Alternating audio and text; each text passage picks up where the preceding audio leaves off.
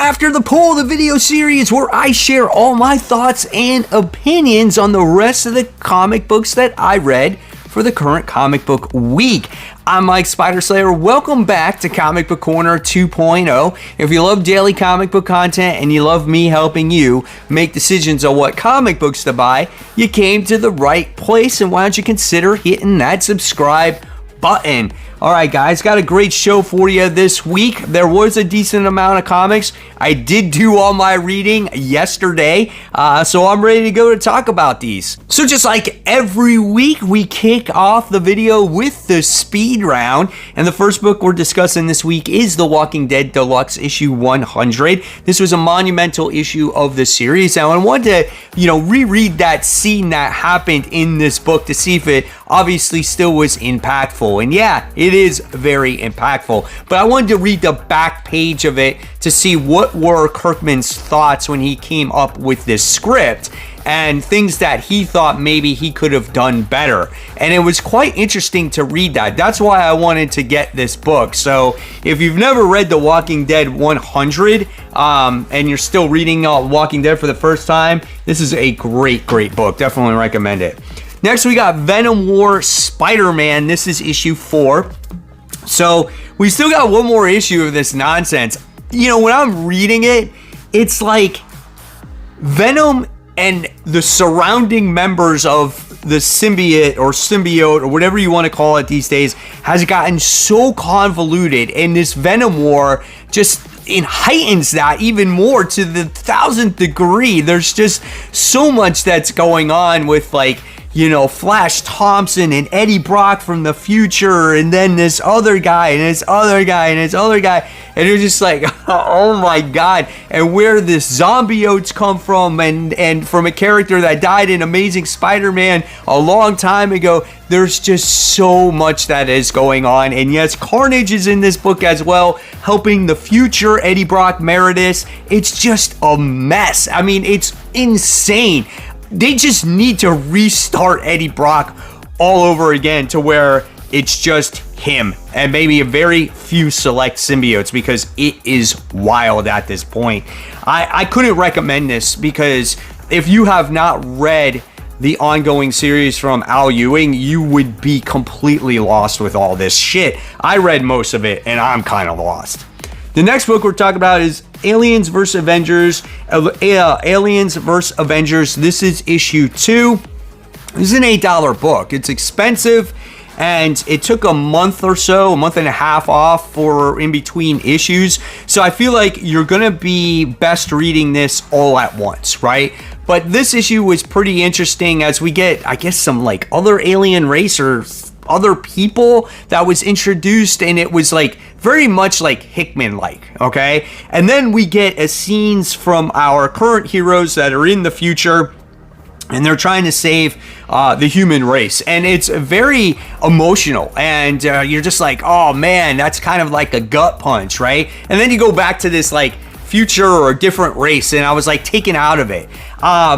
The main part of the story was really awesome, right? But I would recommend reading this when all the issues come out, so you're not lost or forget what actually happens. However, I do disagree with the $8 price point. Definitely not worth that money. All right, the next book we're talking about here is Conan the Barbarian, issue 3. This is a book that I really want to like, and you guys are always promoting this book to me. However, I'm not into the characters, because I just feel like I haven't read enough Conan to really get myself into this story. It's I want to know this is good. I feel like this should be epic, and it seems like it is. It seems like it's good writing. There's good artwork. It's very horrific. There's this stone that they're going after, and they're trailing some other guy behind it to get to this beast and destroy it. And there's people dying left and right, and it's good, right? But I can't sit there and say, anything else about it. It seems all right, but I just can't seem to really get my heart and soul into it, just because I'm just not emotionally attached to any of the characters. So if you're a Conan fan, this is probably great. All right, next is Kill All Immortals. This is issue 4. This is a very repetitive series, right? It's just like you get Frey, who is this immortal Viking. She's been protecting her boyfriend and things like that, right? And you get more of the same in this issue. However, there is a twist at the end of this issue where you're like, man, was her family actually right about what's going on in this entire book about just normal everyday humans, right? They kind of were. But when you read this, you'll understand what I'm talking about. I don't think it's as strong as it started out, but it is still an interesting book, and I want to see how it does definitely continue. The next book we're talking about here is The Avengers. This is issue 20.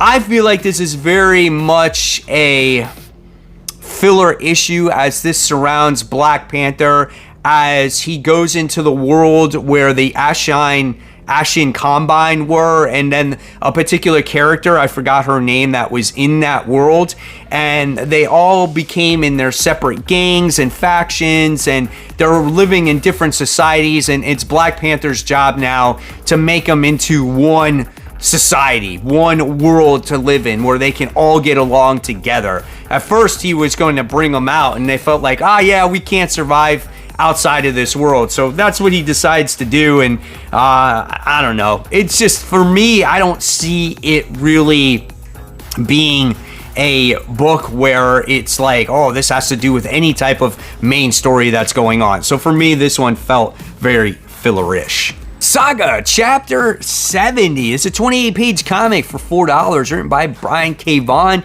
The artwork is done by Fiona Staples. The world is always interesting. There always is some shocking moments in this comics, that can surprise you. Here we got a little corgi with wings on it, There's another scene that I can't really show you. The characters are always really nice, again, and creative by Fiona Staples. However, the story for me, it's just been a very much like a drag. It hasn't been the same story that it was when you had the first, I don't know, what was it, like 50 issues of the series, right? And in this point, I was led to believe that maybe something big time was going to happen with Squire. And yes, the character does, something does happen to the character, but he's actually going away because he's suffering through like mental issues, so they feel like they can send him to this few month camp and help him with his issues because he just is in a place where he feels like he doesn't belong. And Squire is like my favorite character because I want to see what this kid is going through, like his trials and tribulations. Now, I'm not saying that we're ever not going to see him again. Maybe we'll see him in his camp or whatever it is, or maybe something bad is going to happen while he's in this camp. But that is the character I seem like I'm attached to right now, where I should be connected more to like Hazel, who is the main character, and Alana, who is actually the main character, and I almost don't even care about those characters right now. So this book is kind of a miss for me, and it's like almost one of those books where I've been reading it since the very start and I want to see it all the way through, but it's just such a slow burn right now. We need something to happen to gain some momentum, to gain its readers back, to be like, okay, this is why I'm reading Saga, So at the end of the day, this one, unfortunately, is going to get a very average C grade. Come on, guys, you can do better than this. This has the potential to be great. Next book we're talking about is Gunslinger Spawn. This is issue 37. You want to talk about a book that's also been kind of a slow burn lately, and I felt like issue 36 really had the feeling of a new jumping on point for a lot of people, right? This one is 24 pages, but you do pay only $3 for this book. It's written by Todd McFarlane. The artwork is done by Carlo Barberi. Barberi's artwork is always really good in the Spawn books. He originally did Spawn, and now he switched over to Gunslinger, and Brett Booth does the Spawn book now. In this issue, right, we get to see Monolith, which is kind of cool, and he is looking for Javier in this story. So I was like, what does Monolith have to do with everything that's going on in this book, right? And he asked this normal guy, and Monolith is pretty funny, man. He's like, I'm asking the questions, no one asks questions, and he like fits in this like little vehicle that this guy is driving, Javier, too.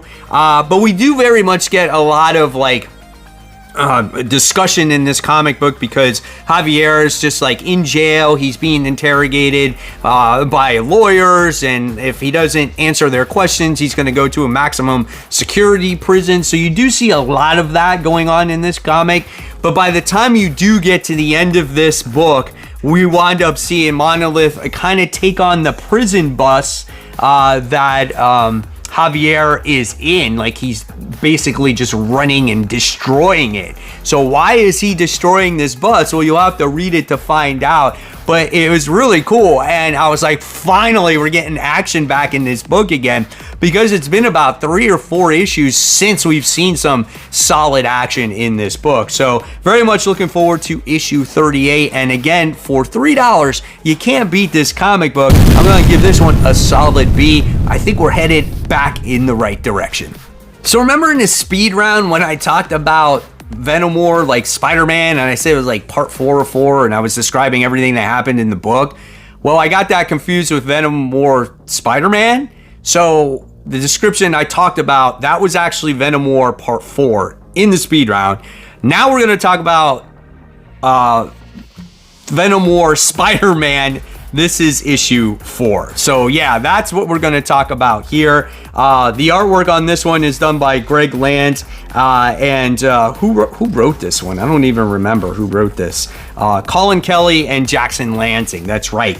The artwork in here, it's that traditional Greg Land artwork, what you can expect in this comic. And this one really focuses around, obviously, Spider-Man and Mary Jane, aka Jackpot, these days, working together, right? And there's this gigantic mega Clintar that's taken over the city, and it's going to grow huge enough where it's going to take over the world. Kind of reminded me almost of like that movie Sliver.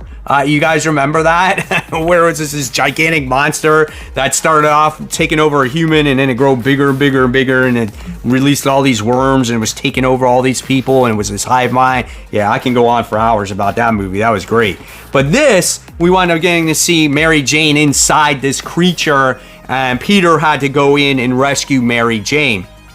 And, you know, this was like another one of those moments where, you know, you see Mary Jane and Peter, you know, in the heat of the battle, sharing their emotions and love for each other. And of course, the love in here is like the love of friendship, you know. But you do get to see in a very, very, very, very, very small little picture here as they are hugging each other, and they say that power of love conquers all, and it destroys the creature, right? And by the time you wind up getting to the end of it, you know, Peter's gonna, like, I think either talk to MJ about something, and then the next thing you wind up seeing is fucking Paul. There he is.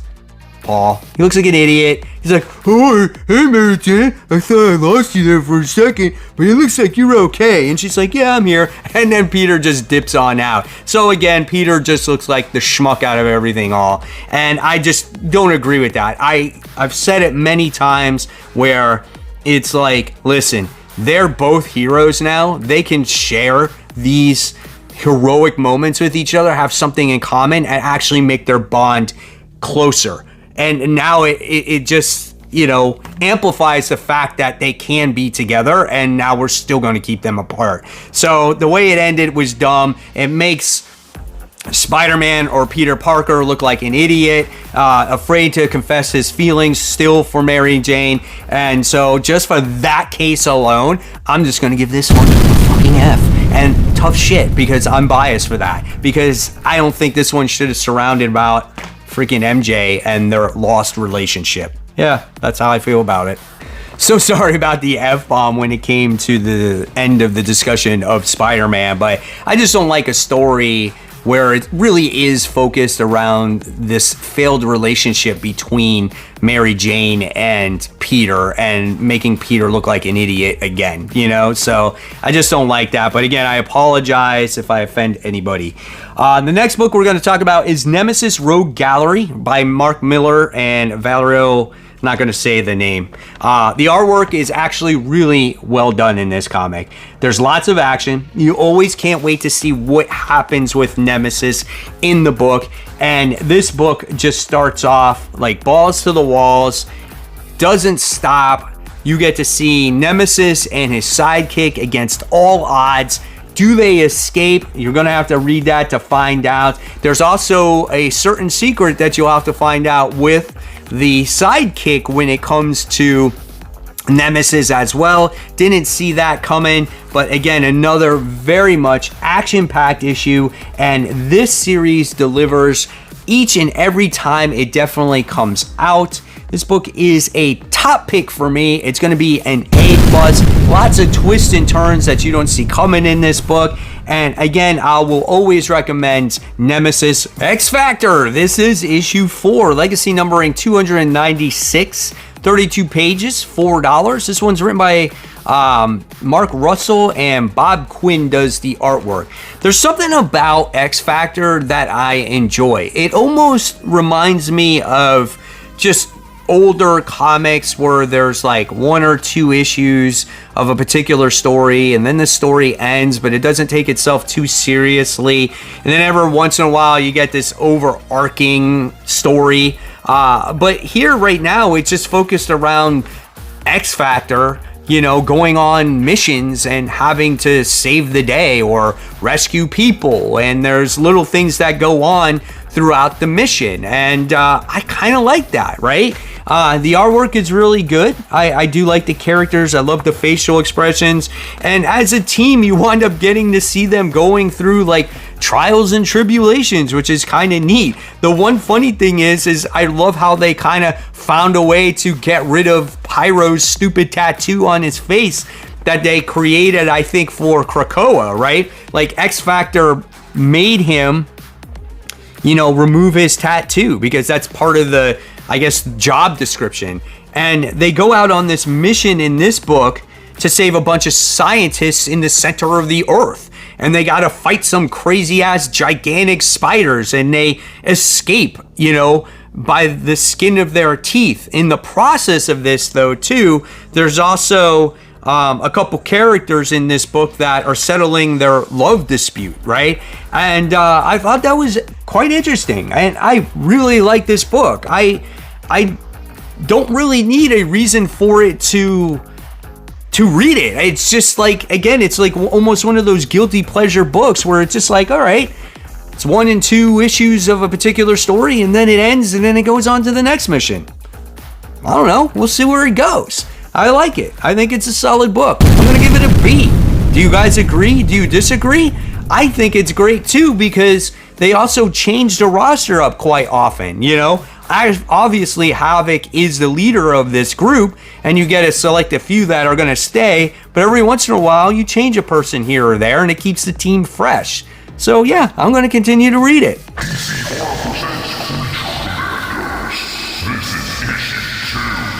This one is written by David Dasmakellen and Steve Orlando, and the art is done by Jesus Hervez. The artwork is pretty good on this comic book. I like the inks. The facial expressions are cool. There's some interesting scenes that happen.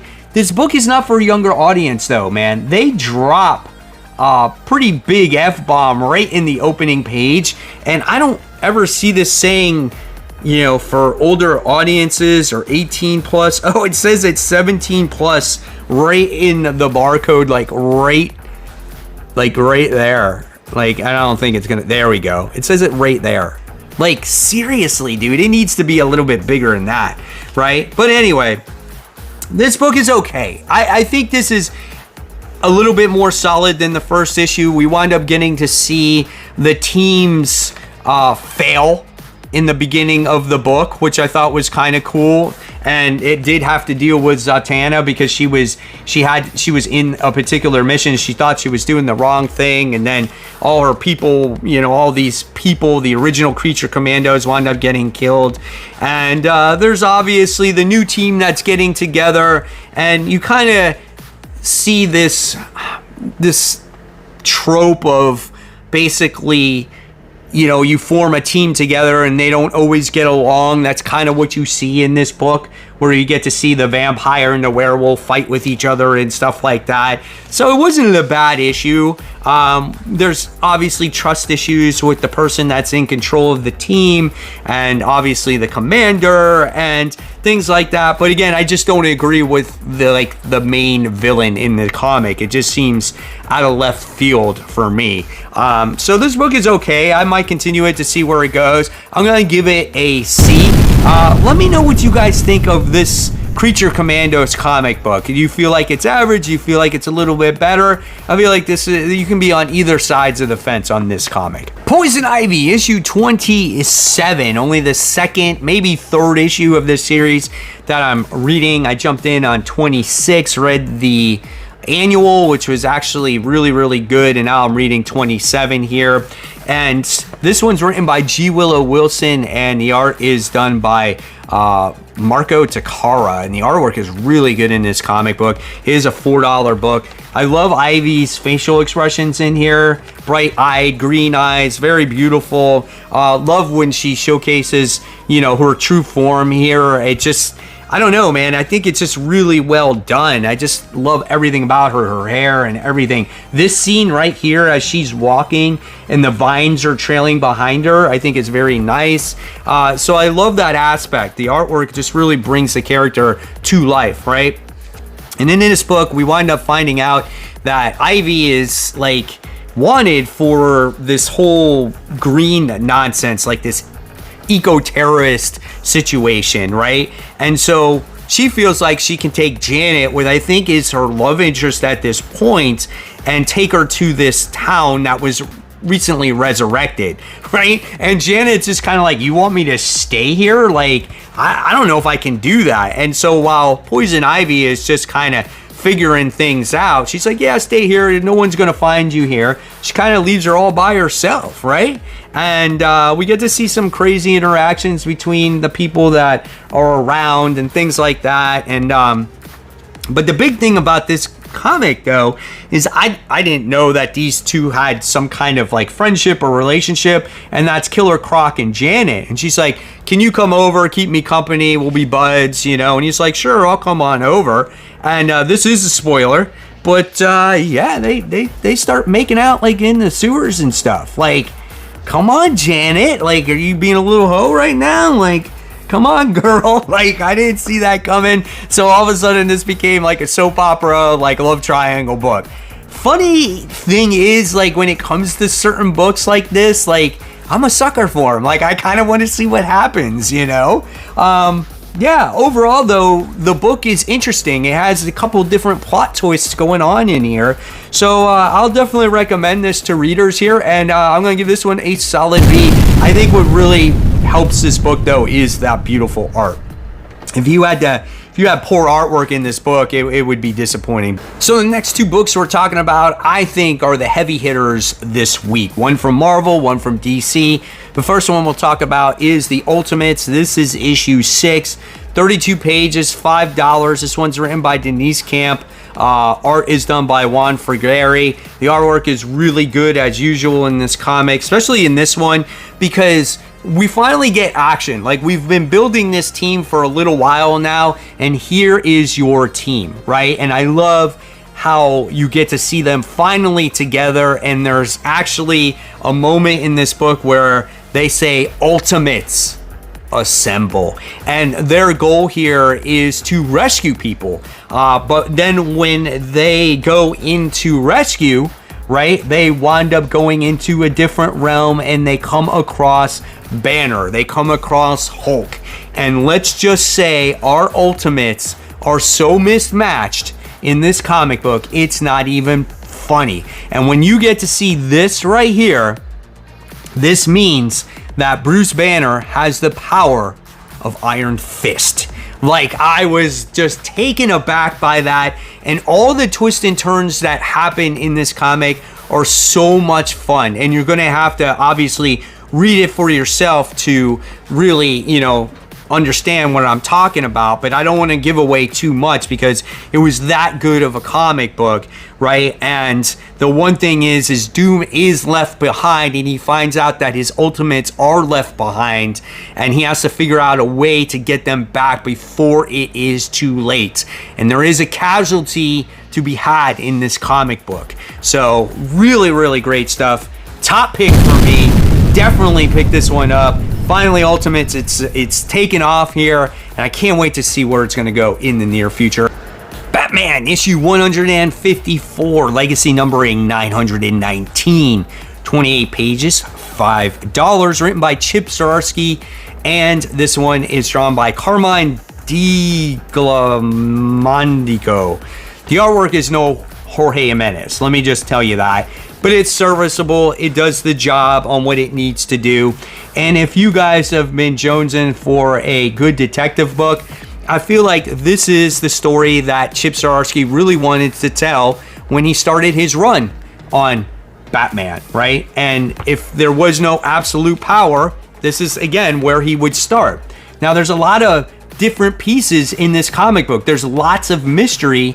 And how is Chip Zdarsky going to complete this little arc before he departs from the book and Jim Lee and Jeb Loeb come back, right? So in this comic book, it all surrounds the murder of the mayor, right? And so he's trying to figure out who solved the murder. We also get a new hero in here by the name of Commander Starr. Edward Nygma is like the good guy in here. And you get Commissioner Gordon doing his PI work. And we find out that, you know, Batman has this half-brother. Who is this half-brother, right? Who did his dad hook up with? You're trying to figure out all that stuff. And then you got this crazy twist at the end with Commissioner Gordon. I don't know, man, but to me, this book was much better than anything that we have gotten from Chip Zdarsky's run because it's a more traditional, like, Batman comic book. I'm not sure how you guys feel, but I felt that this book was really good, and I feel like this is something that you want from a Batman title. So I think this one gets a top pick from me, A+. Very much looking forward to the next issue. If I had one little gripe, it's like I said, that artwork is not that Jorge Jimenez artwork, but you know what? The story definitely intrigues me to see where we're going to go from here. So there you guys have it. There are all my thoughts and opinions on this week's comic books. It was a very hectic week. I got it complete. So let me know if you agree or disagree on my comments in the comment section below. And as always, guys, I'll leave you more content right here for you to click on. And remember, support the local comic shops. Keep buying, keep collecting, but always read your comics so we can have great comic conversation just like we're doing right now. Guys, thank you so much. I'll see you real soon. Bye.